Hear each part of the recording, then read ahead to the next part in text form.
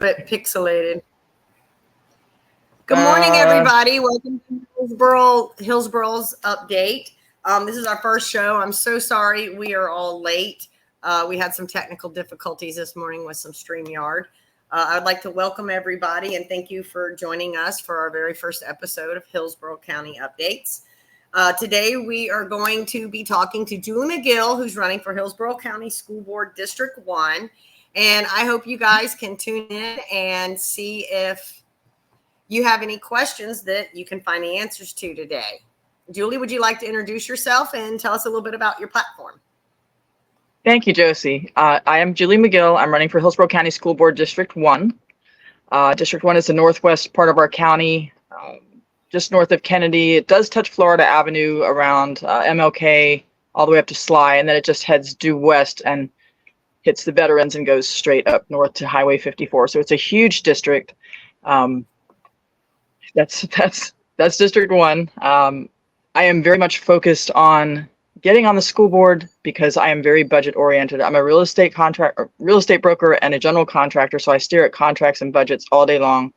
And from what I've seen, just looking online at the school board budget, it is a total hidden agenda that they have. I can't tell you where your taxpayer money is going. I don't see it going in the right place. I have several examples. I'll let Josie ask whatever she wants to ask, but those examples will come up and it will likely shock you. Well, tell us about one of those examples of how our money is being wasted year after year through the school board. Okay, I don't know about year after year, but this year in particular, there's two bus companies. One is Bluebird, the other one is Thomas. The superintendent gave the board the choice to vote on the buses to be used for the school system. He highly suggested the Thomas buses, which are cheaper and safer and have a better warranty. It's a bumper to bumper warranty on a school bus. But yet 4 members of the board decided to vote for Bluebird buses, which are more expensive, without the great warranty and less safe. And we come to find out a month before they had that vote that particular bus company actually donated to their campaigns. So pay for play, I think so. There's another example of textbooks that we spend a lot of money on, and then they end up just sitting on a shelf and not being used because we're using electronics. This is a complete waste of taxpayer money, but it doesn't seem to matter because it's not their money, it's our money, and it just sits. There's another example of some. Go ahead. Yeah. No, go ahead. How would you have solved the bus issue for one? What would be your solution to that? My solution to that would have been a little bit more publicity on it. We need to get the word out. We need to be transparent with our budget. We need to let everyone know this is where your taxpayer money is going. Listen, these buses are safer, cheaper, but yet we can't seem to get the school board to vote on it. Once you shine the light on this stuff, I think you're going to have a whole lot easier time passing the correct things. We do have people that show up at the school board meetings, but this is not widely publicized in the media. I had to dig this information out. We shouldn't have to dig this information out. It should be readily available to us. So when it comes to the books, if we are spending so much money on computerized programming that teaches our children, what is the justification for purchasing books and the plastic still being on these books and then thrown in the garbage? Yeah, there you go. Do we know that particular book company, be it Scholastic or McGraw or whoever is supplying those books, is maybe giving the same type of a donation as the school bus company? We don't know. We can't see it. That's unfortunate. So we're buying books. Why? If we're not going to use them? So those questions need to be asked of the current board. They are asked, but there's no response. There's no transparency. And again, it goes back to the budget and no transparency. So since the budget is kind of so out of whack and it's completely, overinflated like it is. Yeah. What would one of the first things you would do if you got elected regarding that budget? What would be one of the first things that you would start doing? I would ask for a forensic audit, and I would hold their feet to the fire as to what they're spending the money on. Why are they approving certain things that don't make sense whatsoever? There's a lot of digging that needs to be done on the school board. Unfortunately, I think a lot of heads will roll in the interim, but it's got to be accounted for. We can't just keep letting them ask for more of our taxpayer money when there's plenty of money in there. They're just wasting. They're wasting our money, and they don't care because, like I said, it's our money, not their money. Well, what do you think about the new superintendent suing the school board because the school board is not going to put their tax that they want on the ballot? They're suing county commission. County commissioners decided to take that off of the agenda or off of the ballot or what have you. So the school board superintendent is suing to get it put back on. I'm all for all these things being voted on, but I'm sorry, my dog is going to do this to us now. I'm all for the vote being put out to the public, but this went too far with this one, I'm afraid, because I think they've already had the vote. Last year, nobody wanted that tax, so they keep trying to push it down our throats. And this act by the superintendent to sue the county commissioners because they decided to just do away with this, that leaves a lot of questions in my mind. I have to dig into more of that, but I just don't think that's kosher. Well, I think if we need more money somewhere, we can start with cutting the superintendent's large salary. Absolutely. In comparison to the United States president, he's making just as much as the United States president at a little over $300,000 a year. So if he's so concerned about money, then maybe he should take a huge pay cut. And I'd like to also, I'd like to also let you know, since you are running for school board, he had a job before he became our superintendent in the school board itself, in the entity. And as you know, Matt the welder brought this to our attention, that the job he was in before was pretty much a made up position that he was receiving over $120,000 a year to fulfill. Oh, wow. And I want you to know he was the chief of innovation. Oh boy, innovation. What does that mean? Well, when you do that audit, if you get elected, you need to look into these different made up positions. Yeah, and see whose friends and family are connected to those positions. Because I'm going to tell you right now, I've applied for several jobs in the county for over a year and a half, and I've never been chosen. I've got interviewed twice the whole time. Now, mind you, some of that may have to do with my political activism. However, I do notice that there's quite a few family connections, friends that seem to be working in the county entities, and the school board is rampant with this behavior.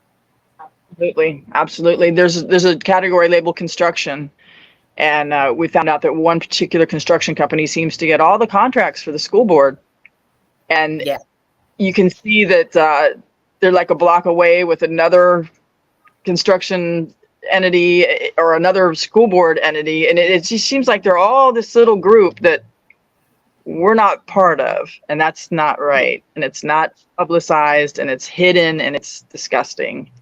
Yeah, because you got somebody that's sitting on the board that their neighbor owns a construction company, and hey, you're my neighbor, let me hook you up, and then you can help me on my special projects. And it's backdoor deals like that the reason our budget is so inflated like it is.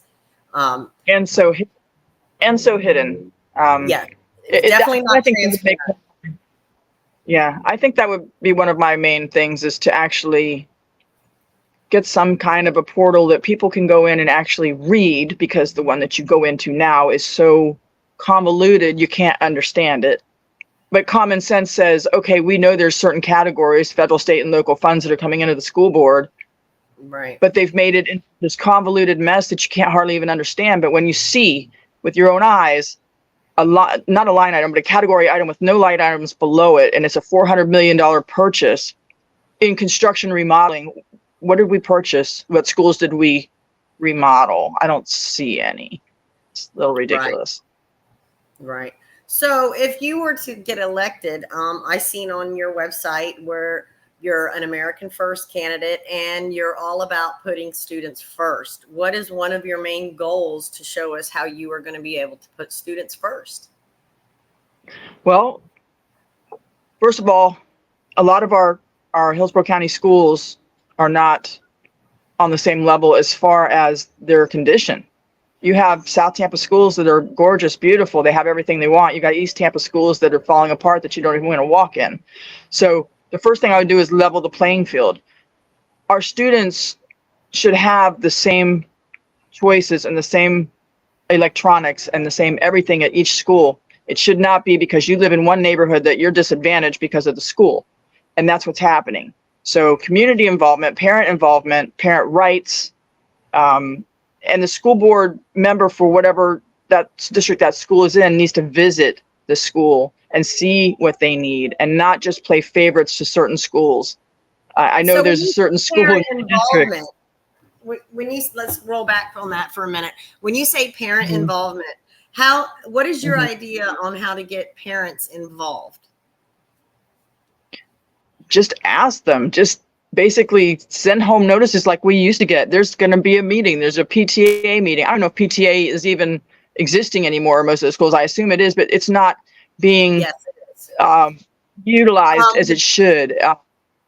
The PTA does exist in the majority of schools still that I'm aware of. The problem is the agenda in those schools with the PTA is the biggest problem. They do not care about the waste. They care about how they're going to get more money, what material the uniforms are made out of, and if the Parent and Teachers Association can get funding for their events and activities. That is what they focus on. What I'm talking more about along the lines of is community town halls, virtual meetings. Parents can discuss things with you because it's not always easy to get a hold of these board members. You of all people should know that. That is so true. That is so true. Yeah, community involvement, town halls. You're right. That absolutely would make a whole lot of sense. You also need a school board member that's going to reach out to that immediate community around maybe a struggling school and ask for help and support. We've got faith-based, we've got business-based. A lot of people could actually help those particular schools other than funding from the school board, which that may take a while to unravel. Right now, our kids are needing us now. So that would be a big item on my agenda. Absolutely. How would you address your superintendent and his recent behavior? Do you really want me to answer that? Well, you are going to have to face, if you get elected, he will be your boss. And as many of us out here in the community, we are not very happy with him. He was a huge disappointment coming in. I know. And we tried to give him a chance to, redeem himself. And he's done nothing but dig that hole deeper and deeper. And his arrogance grows by the day. Absolutely. I will deal with him. Once I get in there, I'm sure he's not going to like me very much, but yeah, I hope that you would hold his feet to the fire. And I would also like to know what makes you different than the other candidates that are running for District 1. I'm the only native right now of Tampa, so I know Tampa like the back of my hand. I know most of the schools. I also am not a teacher, which I know you need a couple of teachers on the school board, but you also need somebody that's going to look at it from a different perspective, which is me, as far as contracts and budgets. That's why we can uncover some of this stuff that the normal person looking at it is going, okay, that's fine. And I'm going, no, wait a minute, there's no line items. So that's going to set me apart. I also am a people person. I don't demand and scream. I listen, but then I'm firm in trying to persuade someone to the common sense opinion that I will be putting forth. So there we go. I mean, it's, you're going to have to talk to the people that aren't in favor of what you're asking for, but you have a certain way that you can Right. suggest and point out and get it in the media as well. If they're outed a bit and light is shown on some of the things that they're voting for that they should not be voting for, that are not in the best interest of our children.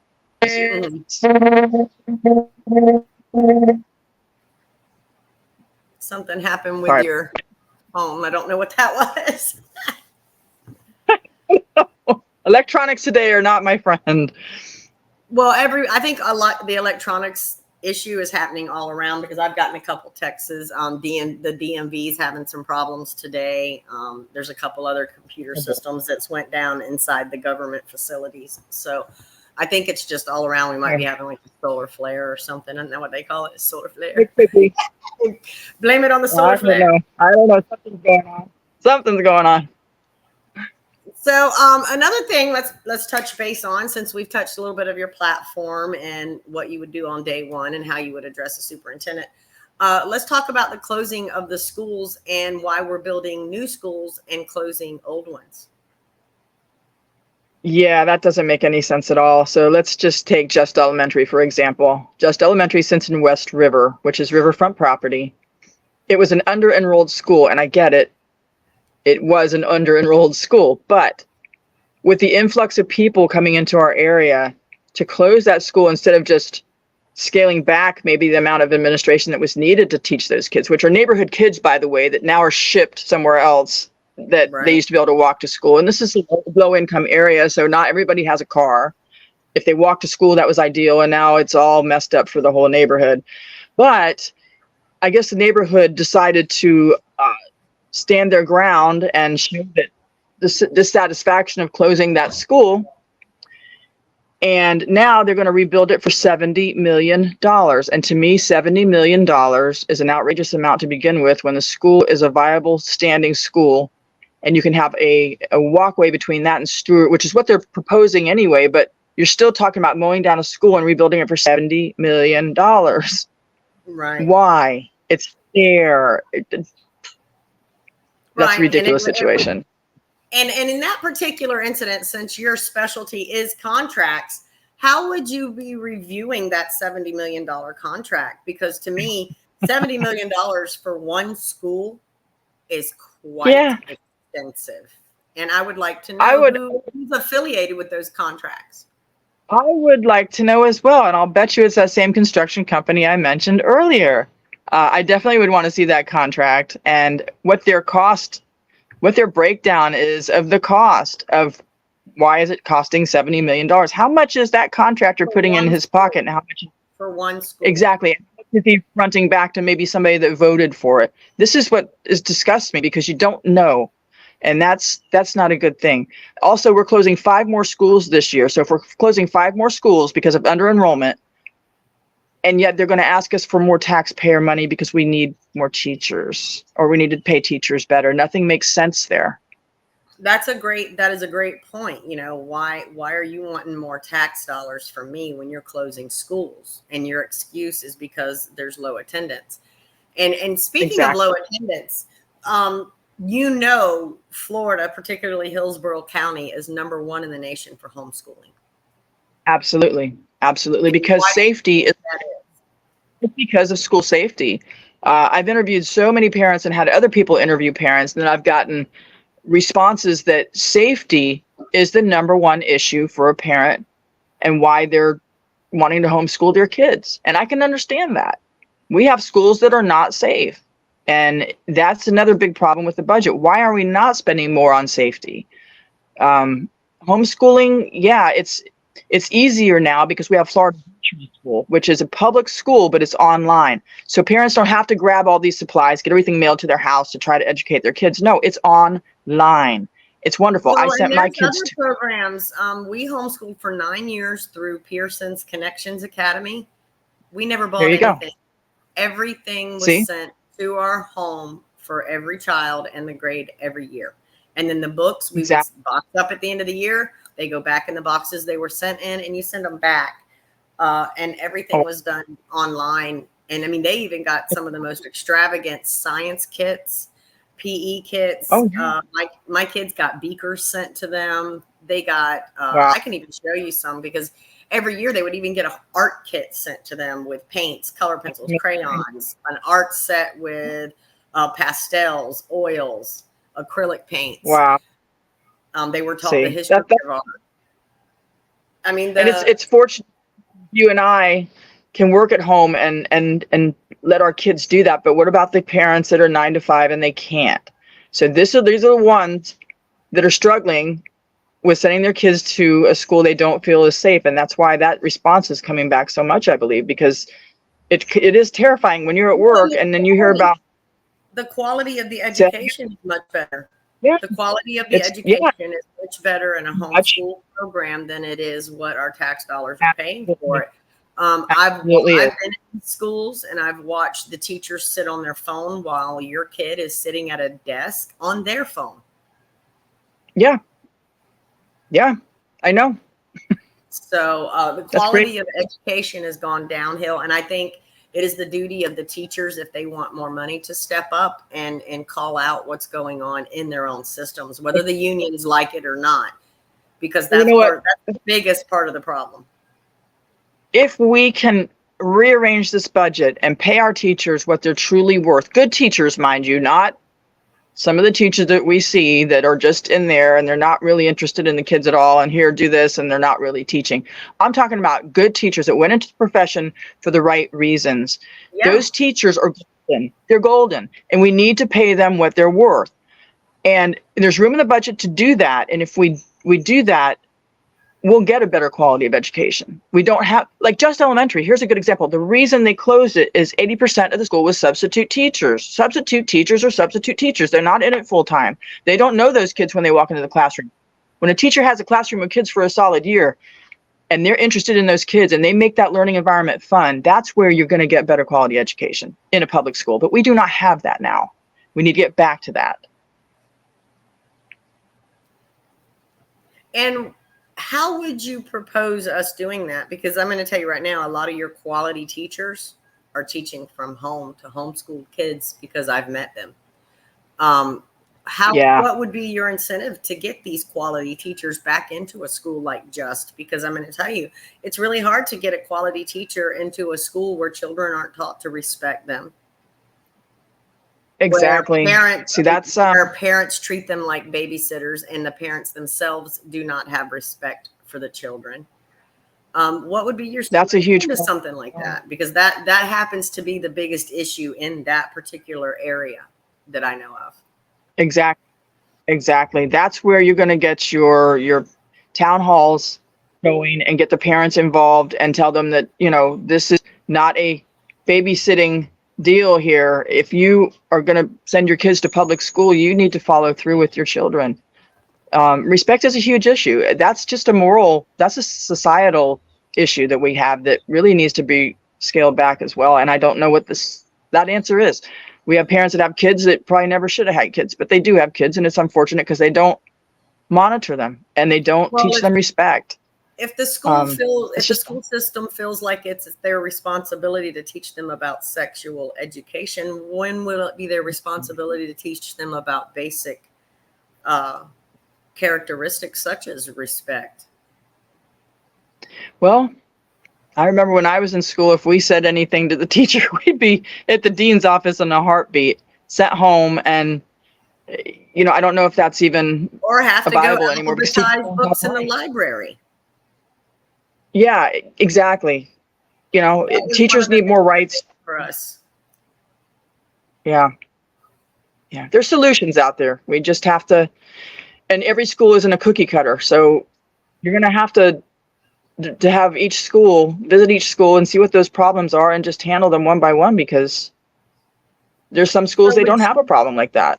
Would you be willing to work with other school board officials, such as, Patty Rendon and, your other ones, Henry Shake, if he gets reelected, across the districts to help improve schools countywide, not just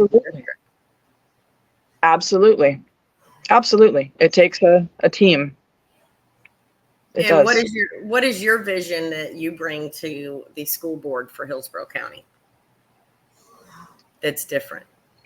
Again, again, transparency.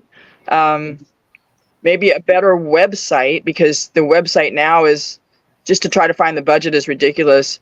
If you're struggling that hard to navigate a website, parents aren't going to do it. Make something so user friendly that they can click on and say, hey, oh, here, they put this up for vote. Who voted for that? That, I think, more transparency, not just on the budget, but also on the members. What are we voting for? Are we voting for something that's going to be beneficial to your neighborhood school? We don't know. And that's why I'm saying, yes, there's YouTube meetings, but you'd have to watch the whole meeting and every agenda item. When certain things, specific things come up for certain schools that parents are interested in, they should be able to click a button, go to a website and say, hey, this one voted for this. I don't like that. Let me go down and stand in front of that school board and ask them, why didn't you listen to us? We don't have that. No, and the school board website is very complex for the average person if they're trying to find any kind of information on their candidate or their district or any of that. Or even the school. Or even when it comes to the meetings, like the school board meetings, they got them labeled in so many different titles that you don't know which one is a public meeting and which one is for a contract or for the NAACP that comes and meets with our board once a month, which is another thing I want to touch base with you on. Oh, yeah. How do you feel about that? Go ahead. Go ahead. Well, your phone you're all pixelated. Nobody can see your face. I'm just going to let you know that you're very pixelated and draggy. So if I keep talking over you, I'm so sorry, because it's like you cut off and I think you're done and then I start. My Wi-Fi has been up and down, so it could be that. I'm hoping they can hear me, and maybe if they're seeing a blur, maybe they can at least hear what I'm saying. Okay. Well, what I was going to say also on the meetings before you go into the next thing is maybe give these people a little bit more time to get their point across, because 2 to 3 minutes is not enough when a lot of them are nervous anyway, standing up there at the microphone. Give them 5 minutes if they've got something viable to say. If they're just up there reading garbage and they're up there every week, okay, I can understand cutting them off. But when someone's got, like Julie Gebhardt, she's got to rush through what she's trying to say, and she's got a lot of good information for those board members, but you get cut off before you get everything out you want to say. So I think something like that should all be instituted at board meeting. I'm sorry, do not disturb, and it just keeps doing that. That's fine. What was it that you were going to well, we were going to talk about the like Jessica Vaughn. She actually sits on the board for the Straz Center. And I want you to know that the Board of County Commissions, I don't think they do it anymore, but they did donate $20 million to the Straz Center. How do you feel about elected officials sitting on boards that receive taxpayers' funding, like the Straz Center? I think it's a conflict of interest. I really do. I don't agree with it. If you're an elected official in one capacity and then on a board of another capacity, there's too much room for underhanded dealings, in my opinion. Well, Jessica Vaughn and her husband both sit on the board of the Straz Center, and they did receive the Straz Center did receive, I believe it was either $20 or $22 million of taxpayers' funding. With them two sitting on the board. And they're not the only ones. There's several other elected officials that work behind each other's back to make these backdoor deals in order to fund these kind of groups. Why are we sending money to a performing arts center that is owned by millionaires? Yeah, exactly. That's called corruption in its highest form. It is. This is Hillsborough County, but we have to look at Hillsborough County the same way that they're looking at Washington. We need to clean the swamp. We need to get all this garbage out of here and get everything the way it should be. And all these special interest and backdoor deals have to go. Right. Absolutely. And I think that's why you have a very good idea with your first step being an audit on the school board.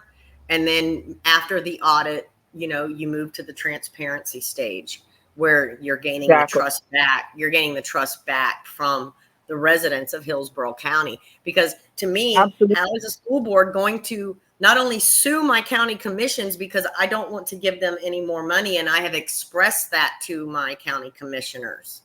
Right. We have expressed Right. that to them over and over and over again for the past 6 months. We have fought with our commissioners saying that we do not want this school tax, and now the school board is going to sue the county commissioners for listening to the people. Be interesting how this plays out. That's a huge problem for me. Yeah, it is. Yeah, it is. Well, doing podcasts like this and getting people to watch them and get the knowledge out there, because people, once they can't navigate a website or they can't find out information, after a while they just give up. And we don't want them to give up. We want them to know. They need the knowledge. And I think once you get them a little bit interested, oh my goodness, they're going to run with it too. And we're going to have 1,000 people stand up there wanting to speak instead of a few. Absolutely. And I think the idea of you giving them an open forum is really, really good. What has been your hardest journey on this path so far? Like on this journey, what's been your hardest route you've had to probably with the fact that I want to expose all this stuff and other people don't, and maybe some of my opponents don't. And so that's really the struggle, because everything I try to put out there to inform the public, it seems like I get bashed and lied about. So that's really my struggle. But I'm not going to stop. I'm not going to give up. I'm going to keep pushing forward. Somebody has to have the guts to go in there and make what's wrong right. So one of the biggest things that people seem to have a problem with is you own a certain website. I do. So, and I'm not ashamed of it. I bought it in 2013. I own PresidentTrump.com. I've had death threats over it. People have used it against me on this campaign, but I remain current with it, as current as I can with my busy schedule. And I'm not going to deny anything about that. I own it, and here I go. I'm transparent. There you go. I own it. Absolutely. And I think it was a great idea. I'm sure it's probably worth a lot of money right now, that particular website, especially now. And I think it's great that you're open and honest with people, that you do own it and that you do support President Trump. I know a lot of the school board candidates try to veer away from who they're supporting, but I also understand. Yeah. I think next year it's going to be a partisan race, because that way you know who's supporting what. I think everybody knows anyway, so why are we calling it nonpartisan? All you have to do is look somebody up and know how they're voting and see what their values are. So why not just put it out there for the public to choose like that? Yeah, and being open. And that's one reason why a lot of the people in the community have gathered around you, is because you are transparent. And from the get-go, you told everyone that you had owned PresidentTrump.com. And you got a lot of backlash for that, especially when they found out that you were an independent and not registered as a Republican for 1 year. And that raised a big stink. So you want to talk about that fart in the wind? It totally did. So on the website itself, I had to come up with a reason why I went independent, because the world is looking at that website. So I mentioned that I think it was something about J6, and I was disgusted with the Republicans in office because they weren't doing anything, and the way the election went, and I was disgusted. So I went independent. I've always basically been conservative, so you can always basically say that I've, in my heart, always been a Republican. But when I put my name in for school board, because it was kind of a spur of the moment thing after two people had asked me, and I've been fighting other city issues. So when I went down to the Republicans and filed, I got a call from one of the heads over there, like 2 days later. Oh my gosh, you're an independent. And I'm like, what? So I changed it right away. But you would have thought I committed a mortal sin by forgetting that. So all of a sudden I've got dementia because I couldn't remember. It's been comical, the comments that I've gotten for a simple overlooked.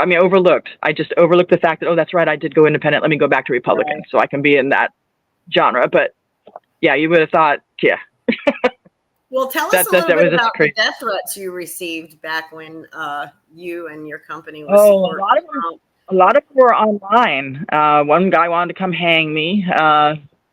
Another, I can't remember what the other ones were. They were just nasty. Well, if you lived near me, you wouldn't be living there anymore. And we can find out where you live. And yeah, you can. I mean, everything's out there in Yeah, the it's pretty open. much I'm public transparent. knowledge now. Yeah, it is. Well, It is. that And seems then to a be lot a of common. phone calls. Yeah, that seems to be a Yeah. common thing. The harassment of candidates, the death threats of candidates. Okay. The most recent one that I know of is Matt the welder. They actually Oh, threatened to come to his house and shoot him and everything else. oh, And see, that's, Matt's a country boy. He's not you going ain't to gonna have tolerate that. that. Yeah. You're going in the wrong cave if you're going after that one, buddy. There you go. There you go. Oh yeah. Oh no. So, I don't play. so when you get the death threats and stuff like that, I mean, I understand it can be intimidating for candidates. How does it It affect can. It rattles you. How does it affect what? the campaign? Oh, I don't let it affect the campaign. I used it to explain why I went independent. It just seemed like that was my real reason, even though out to the world I didn't state that because I didn't want to make any more focus on it. You know, like Right. You okay, want to bring more gotten attention to it. phone calls. Yeah, the phone calls in the middle of the night, I had to finally take my phone and shut it off because I would get phone calls in the middle of the night with death threats.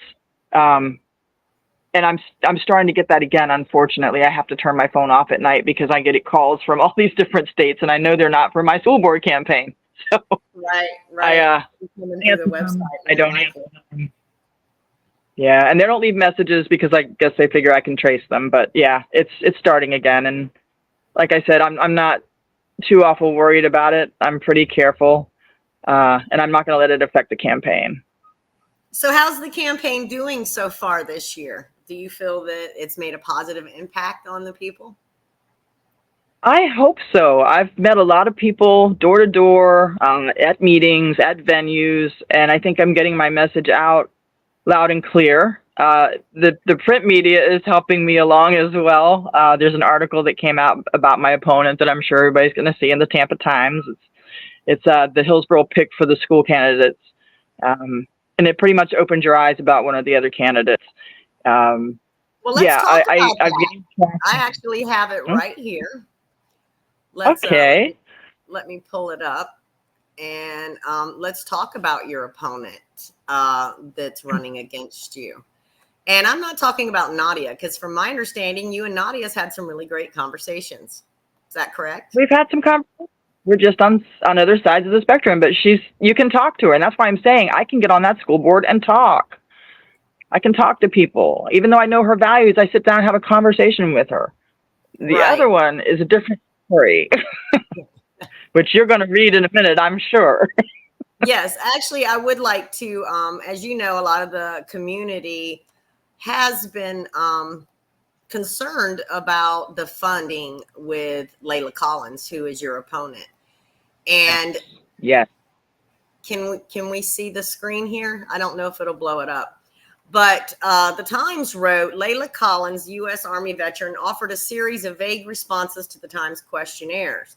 Collins' campaign is well funded by special interest groups that have a stake in currying favor with her husband, Republican State Senator Jay Collins of Tampa. And that was written by the Tampa Bay Times.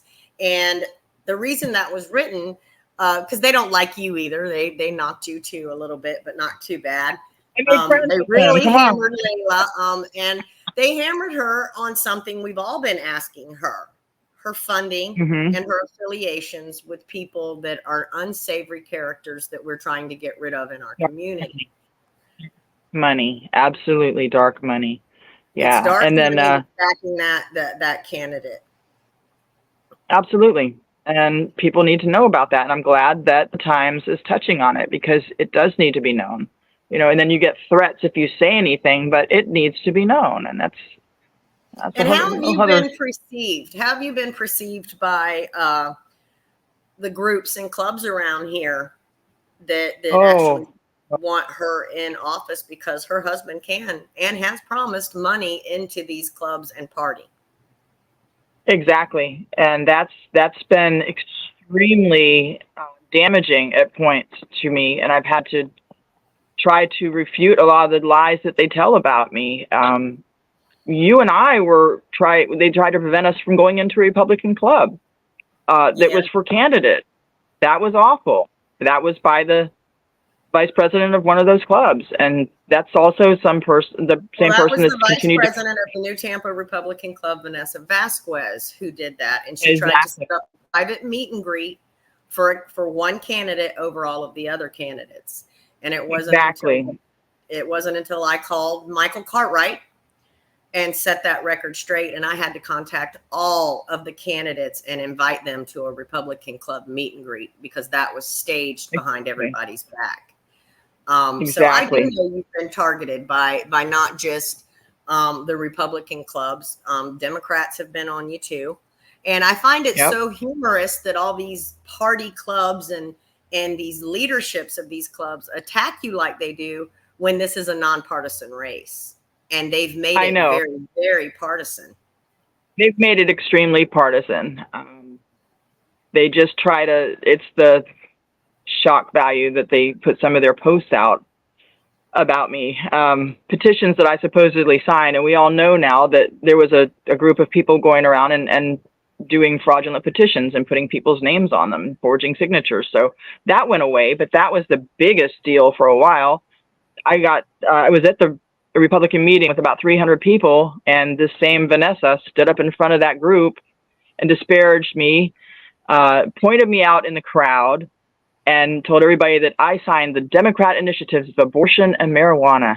And I got those petitions, and we did decide that they were forged, and I did send them up to Tallahassee to refute them.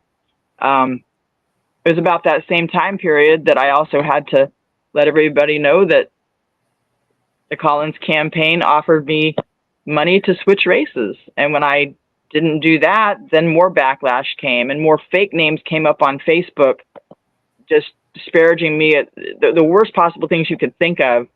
And we still don't know we have an idea who these fake names on Facebook are because of the words and the language that they use on their same platforms. So yeah, it's very dirty. It's very underhanded.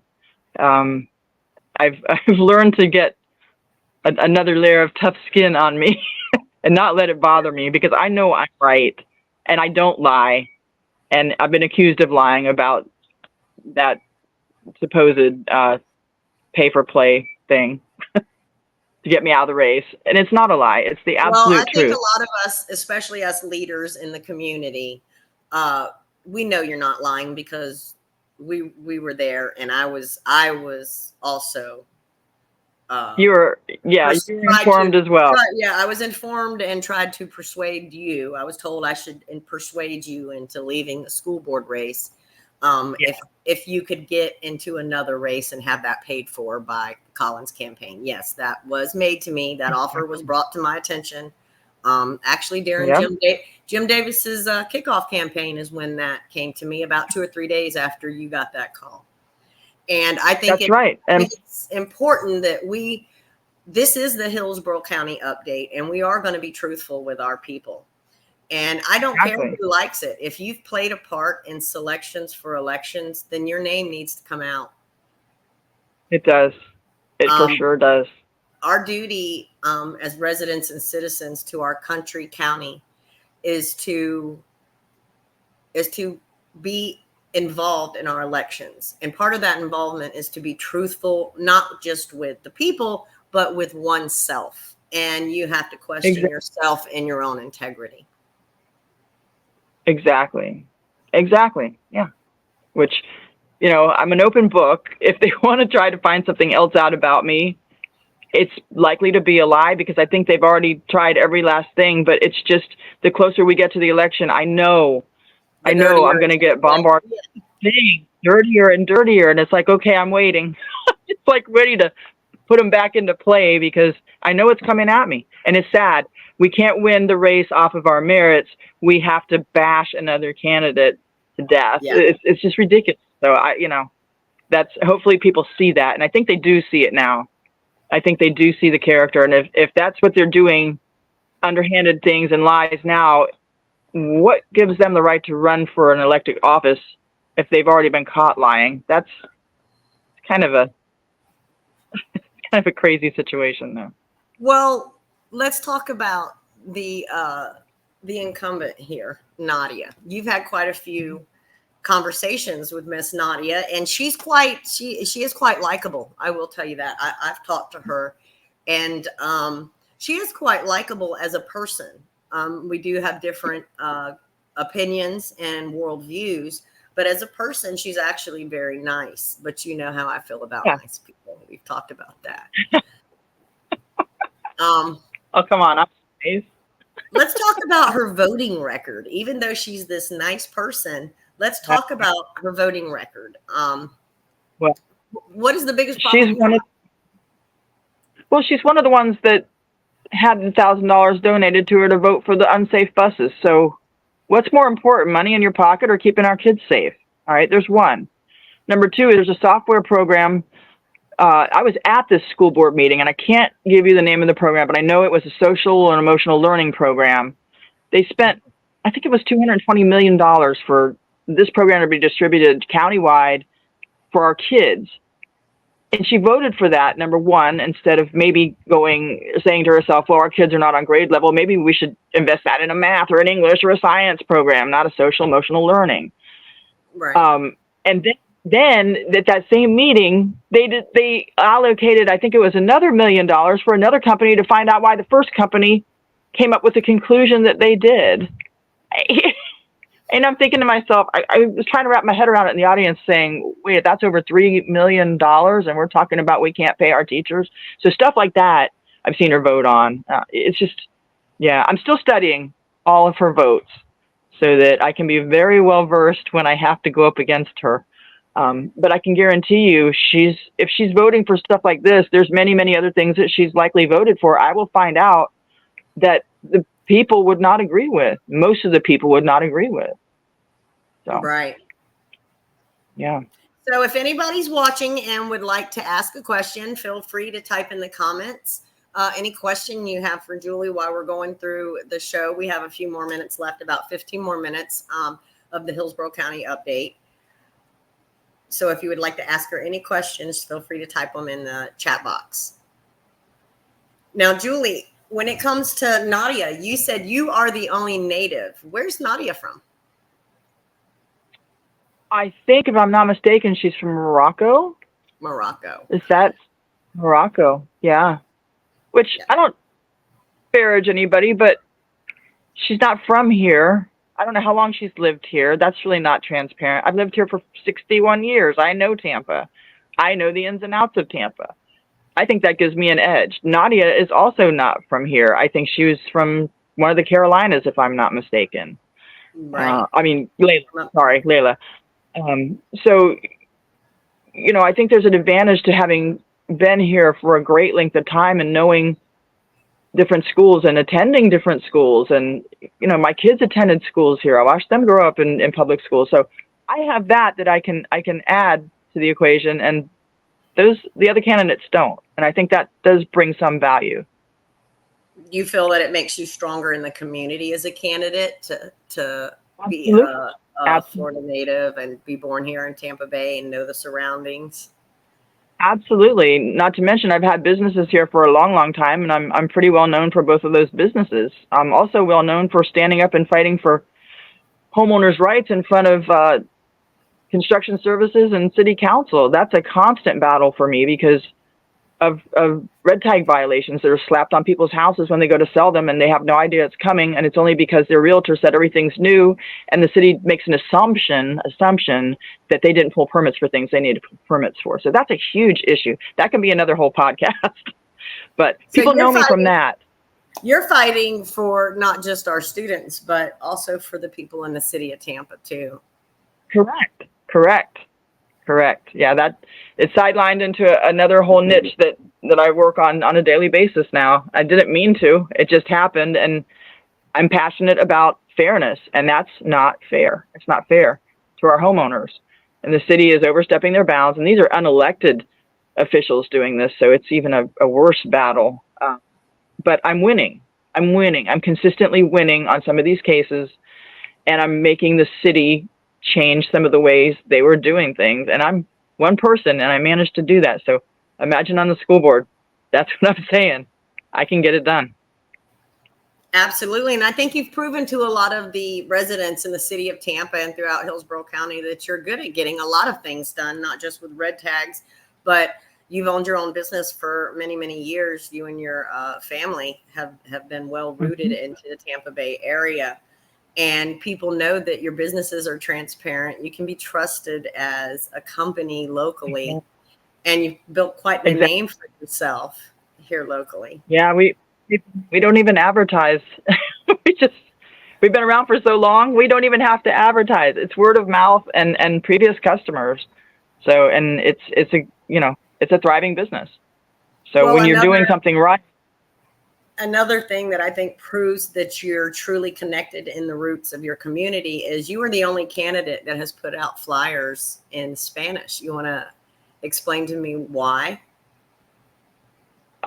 Because, excuse me, I'm outside at my bar and there's a creature on the bar I don't want any part of. So excuse me for a second for that. Because, I don't know where it went. Because I would say a good 70% of my district is either in a Latin family and maybe one person speaks English or two, or they're a complete Latin family that maybe only the kids speak English. So if it's a parent trying to make a decision for the school board and all they get is English bombarded at them or somebody's face, they don't know what I'm for, what I stand for. And the Spanish community is very family oriented. They care about their kids. Yes, so they do. It's very huge. And I went canvassing yesterday, and I can't tell you how many big grins I got at the doorstops when I said English, and they said, no. And I said, that's okay. And I flipped my flyer over and I said, see. So they could read everything about me in their own language and interpret it. And that's golden, in my opinion. So you made a conscious decision to connect with your community and the culture that it serves on a level that no other candidate in your race has been able to do. I haven't seen them do anything like that. No, I haven't. So I'm trying to get on Telemundo or on one of the Spanish radio stations with a translator so that I can get my voice out there to these people, because they're not represented. I mean, I think Nadia, I'm not sure, don't quote me, I don't know if she speaks Spanish or not. At the beginning of the school board meeting, she does say something in Spanish and it does have the right accent. But I don't know if that's just something she said. Does she speak it fluently? I don't know, because if she did, why isn't she out there with these people? Why isn't she out connecting with them and finding out what's wrong in their eyes and in their view, what can be fixed in order for them to bring their children back into the school system? Because again, a lot of these kids are not in the school system anymore. The parents here in Hillsborough County do not trust the school system. They just don't. No, they don't. I was very happy to see that you crossed the line and actually tried to make an effort to connect with parents that otherwise would not get that contact or that communication. And that spoke to a lot of us in the community that are natives here, Exactly. That reminds me, I have a radio interview with WMNF tomorrow. And it's with Creative Loafing, and they're connected with La Gaceta, trilingual paper. So I'm hoping that maybe that will also come out in an interpreted version that people can understand what I'm saying on that format. So that's, I think, at 1 p.m. tomorrow. I don't know if it's live. I think it is, because radio. Yeah. So that'll be good. You share that with 286 Sunshine so we can get it out. Yes, I will. Absolutely will. So before we cut out, is there anything you would like people to know? I know you need donations. I'm lacking in that department. I feel bad asking for money when we're in such an inflationary period and people are having to try to put food on their table. I have a huge problem with going door to door and begging for money, but businesses that are thriving, professionals that are thriving, if you could throw some money my way, I would greatly appreciate it. And the other thing I want to leave you with is this vote is August 20th. Super important this year. If we can't change it this year, we're going to suffer another 4 years, and our kids are going to be in 4 grades higher and still in the same boat. So we do need to change it this year. It's probably one of the most important years. So please go out and vote. Research me. Go to my website, juliemcgillforschoolboard.com. Research me. See what I'm all about. Other than what you heard here today, there's other things I'm sure you'll find out. And just go with your heart on this. These are your kids. All right. I think I have your website up now. It's juliemcgillforschoolboard.com. Can everyone see that? There it is. Yeah. And your motto here, I listen first, then act. We like that. You want to reiterate on that a little bit on how you're going to listen first? I came up with that because I want people to know I will listen to you. I will take into consideration what your feelings are, what's important to you, not what's important to my pocket. Okay. And that's what a lot of the board members, I'm afraid, have veered from. I need to get that out, that let me listen to everything you have to say so that I can act on it. And that's where that came from. And do you think it's helped you on your journey here to connect with the constituents here in Hillsborough Oh, absolutely. County? People vote.